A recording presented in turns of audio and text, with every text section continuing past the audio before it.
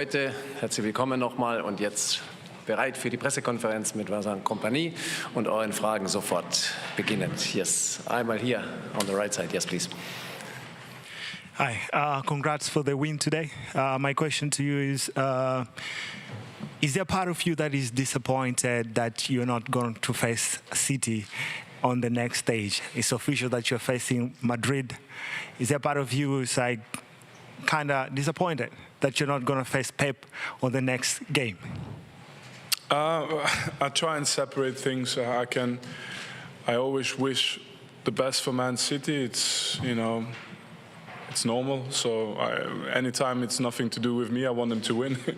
But in this case, I think the most important for us is I wasn't thinking too much about who we're going to face in the next round. I was thinking about Atalanta and making sure that we get to the next round. And now we know it's Real Madrid. So it's a fantastic fixture. And for the club, it's great. For the players, it's great. And I think for the neutral football fans as well. Auf der linken Seite Klaus Bergmann für die Deutsche Presseagentur. Was erwarten Sie denn genau von den Spielen? Und haben Sie mit dem Bundestrainer noch gesprochen über Jamal Musiala und vielleicht auch über Jonas Urbeck, über Lennart Kahl? Was erwarte ich von welchem Spiel? Von Real Madrid-Spiel? Ja. Sind Sie Favorit? Ist Real Favorit? Nein, also ich weiß es nicht. Und ehrlicherweise, ich hab jetzt auch keine Lust zu entscheiden in einer PK, wer Favorit ist oder wer nicht. Also das können Sie entscheiden.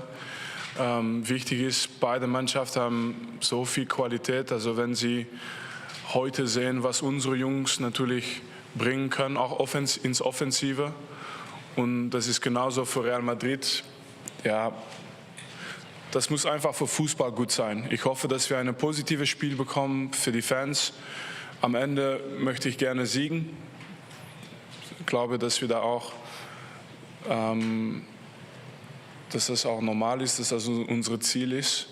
Und wenn es gegen Real Madrid ist, das sind natürlich in die Geschichte die beste Vereine in der Champions League. Das ist einfach so. Und deswegen ist das eine schöne Aufgabe. Und dann über die Nationalmannschaft, es gibt immer Austausch, aber worüber genau? Nicht zu viel,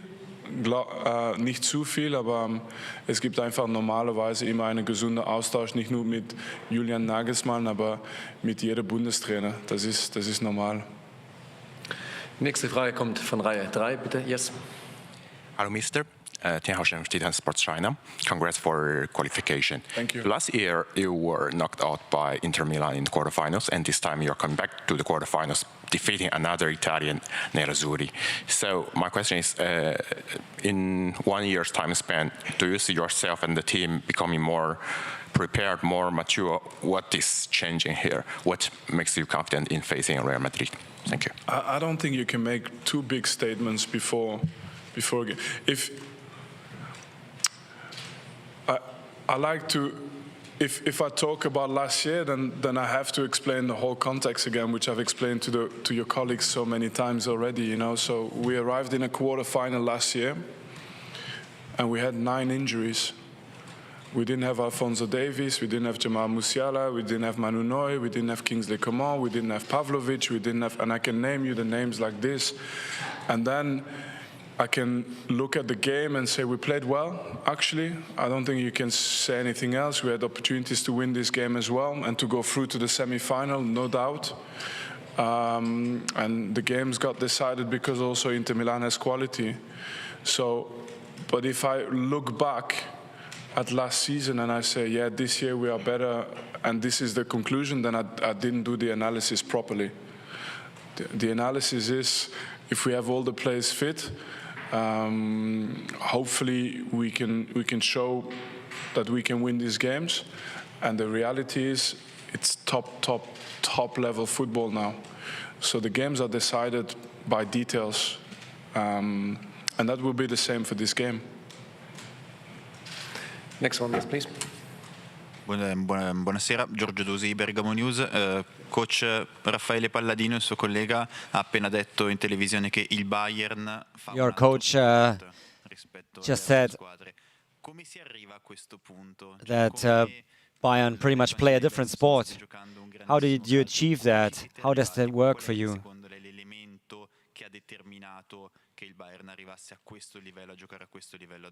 What's the elements that are really important for you, and what make Bayern so strong?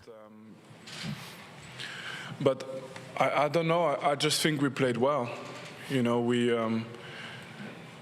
I explained it before. I watched so many games of Atalanta. Nobody scores 3 or 4 goals against Atalanta. Nobody, you know. So for myself to explain why our games were different, to be honest, I don't know. We played well. We played really well. And again, I watched the game against Inter Milan, and I was really focusing on maybe the changes they would make and see how they would react after this game. And I mean, we just mentioned we lost against Inter Milan last year, so I know what Inter Milan can do. And even then, Atalanta looked again very good, very solid. But at the moment, I think how the team played, how the team is feeling, we just had a very good attitude towards this game. And I think we were not... A big thing for us is to eliminate as much as we can the factor of fear.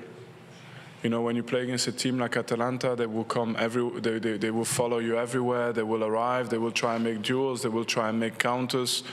If the only thing you focus on is controlling the counter, if the only thing you focus on is not making mistakes, for teams like Atalanta, maybe it's better. And I think we didn't have any fear. I think we kept moving, we kept running, we kept dribbling if we could. And if we lost the ball, we just tried to react as a team. So if I can explain why I think we did well, maybe because of that. Yeah. And the last one on the right side, yeah. Buonasera mister, in italiano, grazie.